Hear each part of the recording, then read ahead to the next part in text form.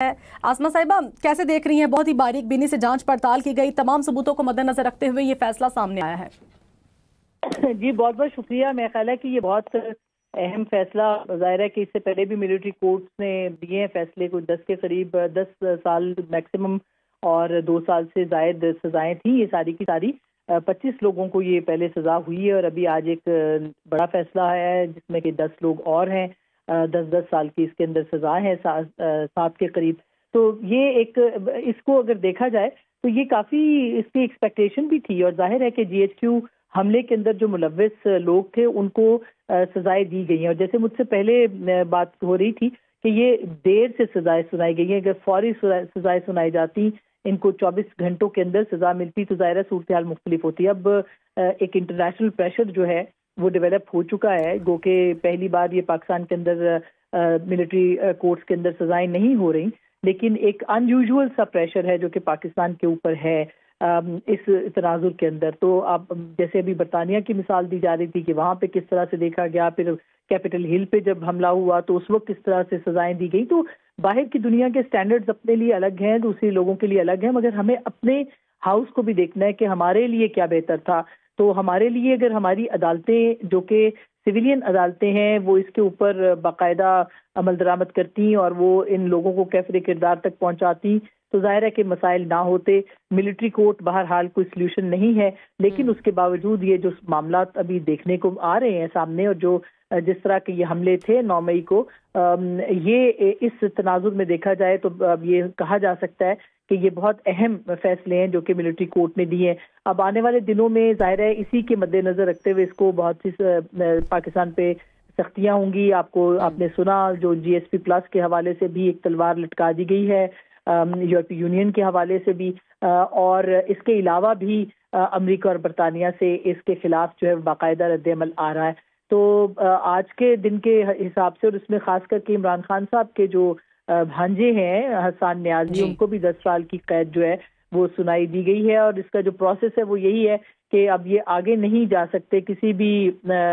High court में कहा तो जा रहा है कि चैलेंज करेंगे, लेकिन जो हमें जो कानूनी माहिरीन बताते हैं वो इसके ऊपर जो है वो जो मिलिट्री के लोग हैं कम अज कम, इसमें बहुत सारे मैंने देखा है, ब्रिगेडियर रिटायर्ड जावेद अकरम है या इससे पहले भी 1-2 नाम आए थे सामने, तो ये लोग तो जाहिर है कि इनका किसी और मामले के ऊपर जो है वो नहीं लेके जाया जाएगा। और इसी तरीके से जो सुप्रीम कोर्ट का फैसला है वो भी बहुत अहम है। उसमें सिलेक्टिव तरीके से कहा गया था कि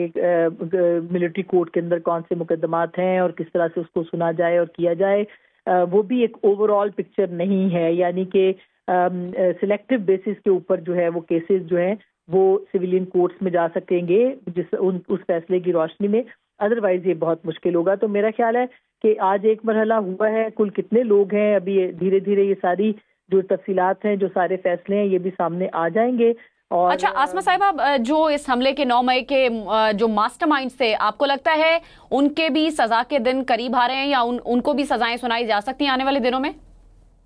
देखिए, जो मास्टरमाइंड का था मामला है ये बहुत अहम है। कल आपने स्टोरी पढ़ी होगी, अंसार अब्बासी साहब की द न्यूज़ में छपी है, जिसमें कि जो रिपोर्ट थी निगरान हुकूमत की, उस वक्त भी वो मंजर आम पर आ चुकी थी। उस रिपोर्ट के अंदर जिन लोगों का तयन किया गया था उसमें इमरान खान साहब का नाम भी शामिल था और उसमें ये कहा गया था कि उन्होंने इसमें एक फ़ाल किरदार अता किया था इस तहरीक में, जिसमें टारगेट्स थे, अहदाफ दिए गए थे और तमाम चीज़ें थी। उसमें उन्होंने कहा कि इमरान खान साहब ने फ़ाल किरदार अदा किया, मगर मास्टरमाइंड का और मंसूबा साज जो थे उनका कोई नाम जो था उस रिपोर्ट में भी नहीं था। तो हम ये कह सकते हैं कि वो अभी तक इन्वेस्टिगेशन उस हद तक शायद नहीं गई है कि मास्टरमाइंड और मंसूबा साज का नाम जो है वो लिया जा सके। और जो अलामिया ISPR का आया था वो भी आपको याद होगा, उसमें भी कहा गया था कि मास्टरमाइंड और मंसूबा साज को कैफरे किरदार तक पहुंचाने तक इंसाफ नहीं होगा, तो इसका मतलब ये नहीं, तसव्वुर नहीं होगा। तो अब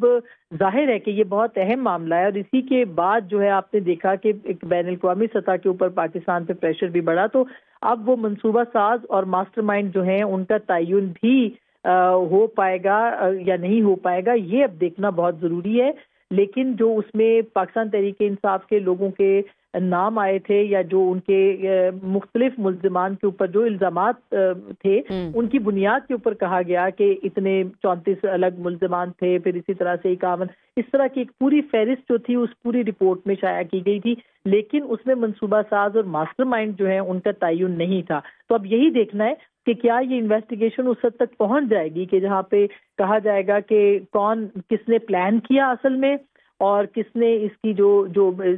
معاملہ تھا وہ سوچا، یا اس کے اوپر اس کو لائے عمل پورا اس کو پلان کر کے اپنے منصوبے تک پہنچانے تک کے جو کردار تھے، جس کو ایبیٹرز کہتے ہیں، فیسیلیٹیٹرز کہتے ہیں اور ان کو سہولت کار کہتے ہیں، وہ سب کے سب جنہوں نے اپنا اس میں کردار ادا کیا، جس نے پھیلایا، جن کے پھر انفارچونیٹلی اس میں پاکستان تحریک انصاف کے بہت سارے نام بھی آتے ہیں، ان کے اوپر مقدمات بھی ہیں۔ تو یہ سب جو ہے میرا خیال ہے کہ ماسٹر مائنڈ اور منصوبہ ساز جو اہم ہوگا اس تک پہنچنا، اور وہ کتنی جلدی ہوگا یہ بھی دیکھنا بہت ضروری ہے۔